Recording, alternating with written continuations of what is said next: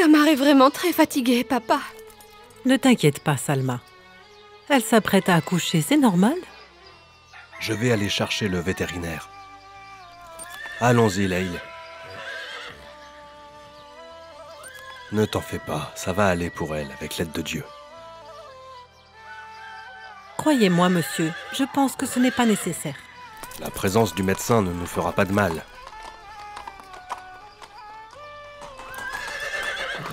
Attendez, papa. Kamar a accouché. Louange à Dieu. Tu es devenu père, Leïl.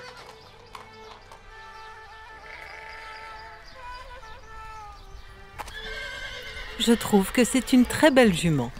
Regardez comme sa couleur est belle. Gloire au Seigneur. On va l'appeler Najma. Qu'en pensez-vous? D'accord. Qu'est-ce que tu en dis, Leïl? Il a secoué la tête, ça veut dire oui?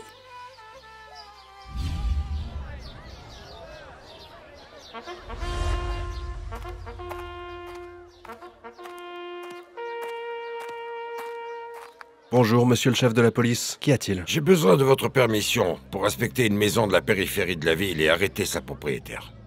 Et pourquoi ça? Nous avons des soupçons sur le comportement de la propriétaire. Je prends refuge auprès de Dieu contre sa colère. C'est une très grave accusation.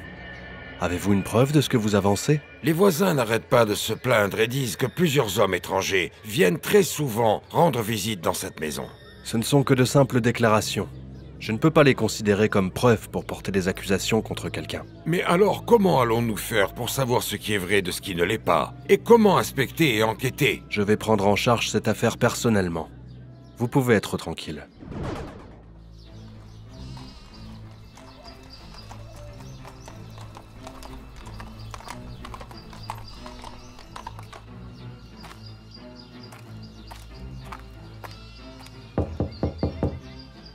Que la paix soit sur vous, habitants de cette maison.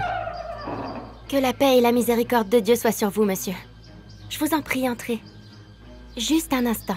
Je donne les médicaments à mon père et je reviens vous voir.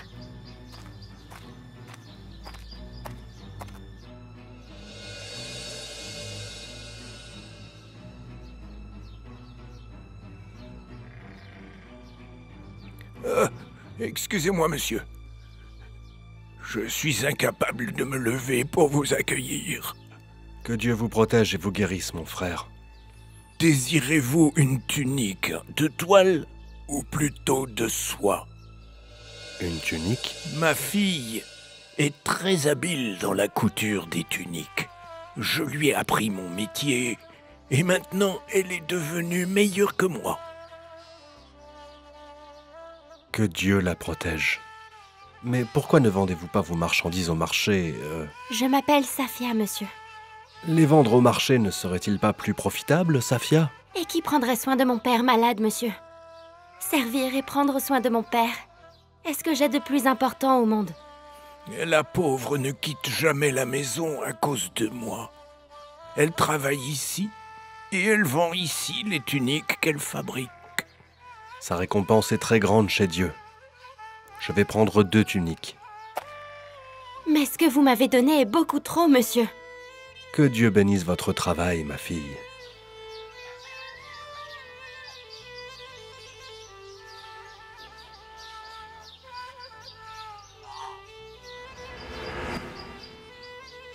Quelle fille courageuse et persévérante. Je comprends maintenant l'histoire de la nouvelle tunique. Tu vois, ma fille, nous ne devons jamais avoir de préjugés sur les gens. Et nous ne devons jamais porter d'accusations sans avoir de preuves. Je sens que vous vous préparez à me raconter une nouvelle histoire. Dites-moi si je me trompe, mon père. Aujourd'hui, je vais te raconter l'histoire d'une des meilleures femmes du monde. L'une des meilleures? Mais qui donc, papa? Il s'agit d'une femme très croyante que Dieu a choisie et purifiée. La Vierge Marie. Dans une des maisons les plus pauvres parmi les maisons des enfants d'Israël, mais qui était pleine de bons cœurs croyants, vivait le brave homme Imran, fils d'Étan, avec sa femme Anna. Comment va ton brave mari, Imran, ma sœur? Il va bien, grâce à Dieu. Et comment va ton mari, le prophète du Dieu Zacharie? Louange à Dieu pour tout. Que se passe-t-il, Élisabeth? Rien de nouveau, ma sœur. Tu sais très bien ce que Zacharie endure. Toute cette indifférence de son peuple qui refuse d'arrêter tous ces combats incessants. C'est la situation des prophètes de Dieu dans tous les pays et de tous les temps. Moïse a été rejeté de son pays et les infidèles ont traité Abraham de menteur. Aujourd'hui, le prophète Zacharie a vieilli. Et moi aussi, j'ai vieilli avec lui. Si seulement je pouvais donner naissance à un enfant, qui l'aiderait et le soutiendrait. Dieu seul offre le soutien et l'aide. Oui, tu as raison, Anna. Prions Dieu pour qu'il nous bénisse en nous donnant un enfant vertueux. Si le Seigneur m'offre un enfant, je le donnerai au service du miracle et de l'obéissance à Dieu. Sois-en témoin, Seigneur. Viens, Taoun, approche. N'aie pas peur. Que la paix soit sur le noble grand prêtre Pinas.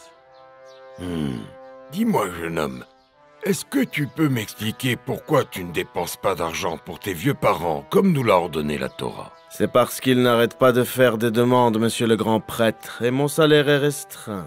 Oui, mais d'après ce que je sais, ton commerce se porte bien. Tu gagnes 100 pièces d'argent par jour, n'est-ce pas? Quoi? Mensonge, c'est un mensonge. Je n'en gagne pas plus de 50, monsieur. Ah, alors qu'est-ce qui t'empêche de dépenser au moins la moitié de tes gains pour prendre soin de tes parents? Eh bien, en réalité, je ne... Tu dois donner la moitié de ta fortune à tes parents. C'est la règle de la charia. Mais n'y a-t-il pas une autre façon de faire? Passe chez moi tout à l'heure. Maintenant, laisse-moi faire mes prières, je te prie.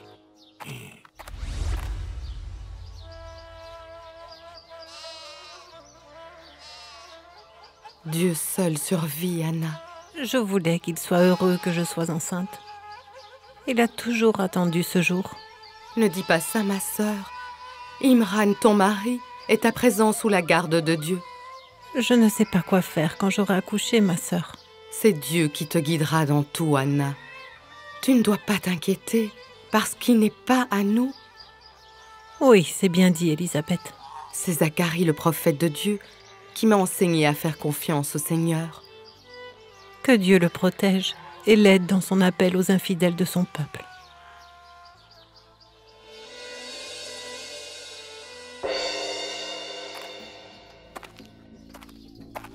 Je suis venu vous voir après que tout le monde soit parti. Alors, avez-vous trouvé une autre façon de faire? En fait, il n'y a qu'une seule manière de faire pour que tu gardes ton argent. Oh, je vous en prie, dites-moi lequel. Eh bien, tu fais don de toute ta richesse au temple, et ainsi tu déclares ta faillite et ton incapacité de dépenser de l'argent. C'est ça votre solution? Attends un peu que je finisse de t'expliquer mon plan. Après avoir déclaré que tu n'as plus de moyens de t'occuper de tes parents, tu reprends ton argent à ce moment-là. C'est une idée très intelligente, en effet. 100 prix vaut le quart de ta fortune seulement. N'oublie pas que de perdre le quart est bien mieux que de perdre la moitié, enfin. Ne sois pas cupide.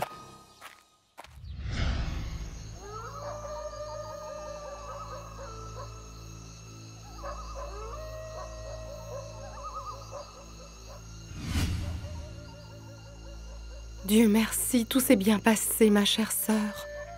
Je prie Dieu pour qu'il te donne à toi aussi un enfant vertueux, Élisabeth. Amen, ma sœur. J'avais voué à Dieu ce que je portais dans mon ventre, avant même de savoir que c'est une fille. Quelle réflexion étrange. Nous sommes égaux devant Dieu. Mais ce sont les garçons qui ont l'autorité, et ils sont les plus forts dans les guerres et les difficultés. Nous ne savons pas où se trouve le bien, ma sœur. Tu sais, il se peut très bien que cette calme petite fille porte en elle le bien pour toi et pour le monde entier. Je pense que je vais l'appeler Marie. Marie? C'est un très joli prénom.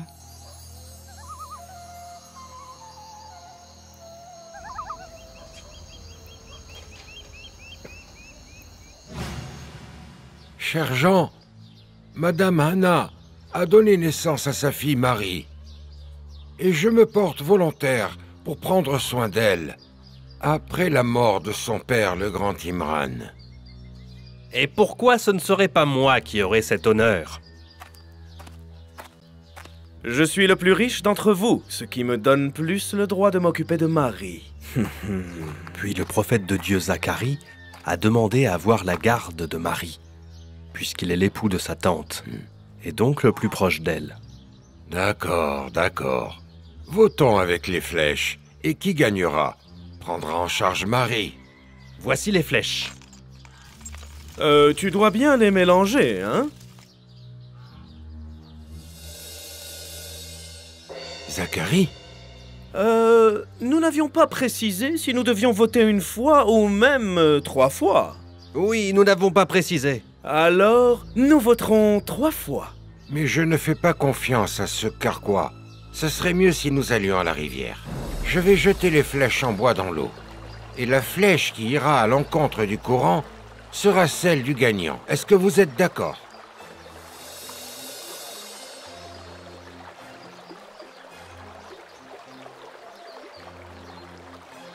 Zacharie, encore une fois.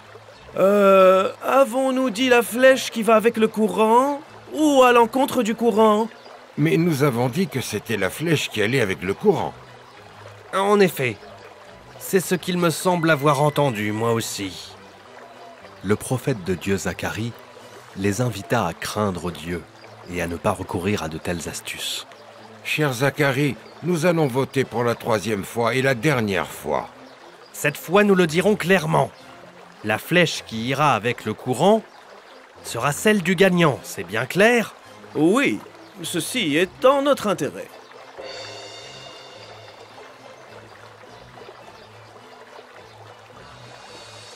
La déclaration de la défaite est inévitable. Qu'ils prennent soin de Marie. Et nous économiserons nos dépenses.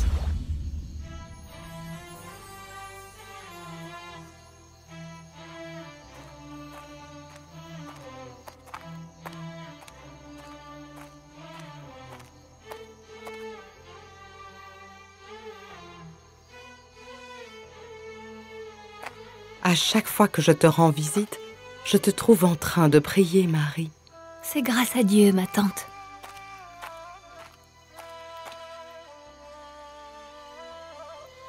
Quels sont donc ces fruits étonnants? Je ne sais pas. Nous sommes en saison d'hiver et la neige couvre les toits des habitations. Oui, j'ai entendu la neige tomber avant de commencer ma prière. Ma question est, d'où sont venus ces fruits d'été jusqu'ici, ma fille? Je ne sais pas du tout, ma tante. C'est une nourriture que Dieu nous a envoyée.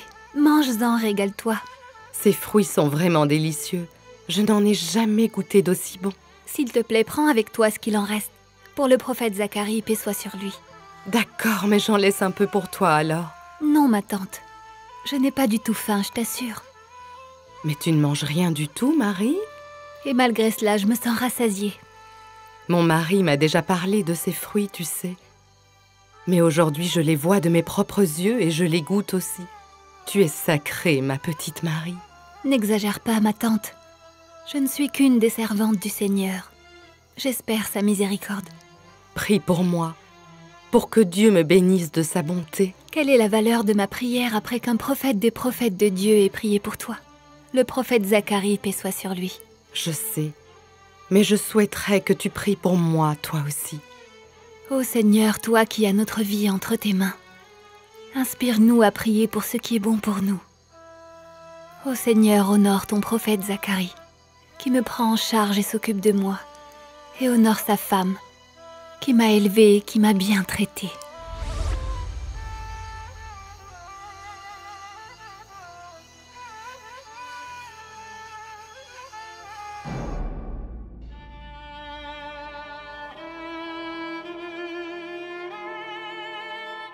Au nom d'Allah, le tout miséricordieux, le très miséricordieux. La femme d'Imran dit un jour, « Seigneur, je te voue en toute exclusivité l'enfant que je porte en mon sein.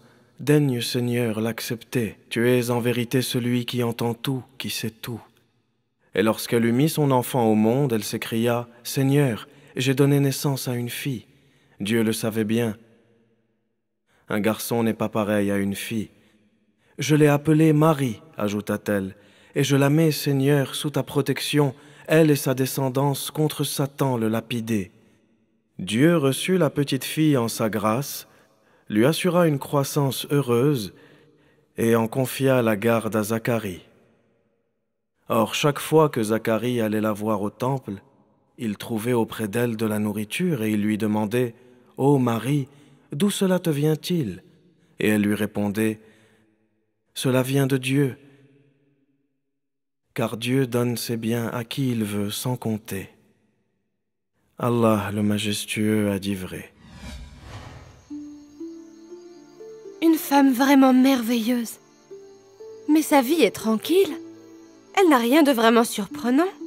L'histoire n'a toujours pas commencé. Tu vas y trouver plein de choses qui vont te surprendre, et bien plus encore.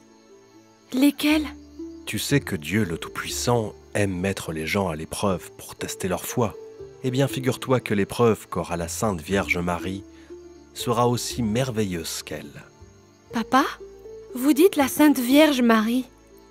Comment ça, une dame qui est vierge? Ne sois pas impatiente, Salma.